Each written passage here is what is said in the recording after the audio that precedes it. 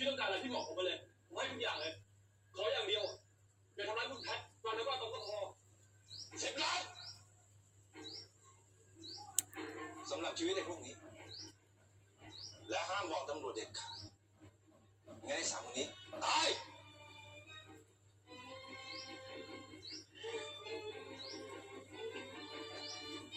เดี๋ยวพี่เปลี่ยนโอ้ยเด็กก็มากมายขนาดนั้นน่ะเราจะไปเอามาจากไหนอ่ะเต้อไม่ใช่แค่3 คนนะผมจะไปแจ้งความแบบนี้แหละ จะพรจะบอกว่าอีนี่มันตายแล้วเหรอไอ้เนี่ยอีคนเนี้ยไม่ใช่นี่แหละที่น้ามันเนี่ยใช่ป่ะแม่มันแม่นางเอก แม่นางเอกเหรอแม่อีรันเนี่ยจะบอกตัวจริงมันตายแล้วเหรออย่างแม่มันแม่พระเอกตายเมื่อวานเนี่ยอีกัญจนาคิดว่าตัวจริงมันตายแล้ว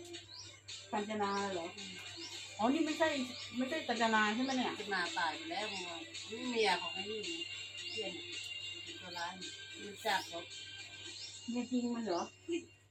เมียในหนังอ๋อนึกว่าเมียจริง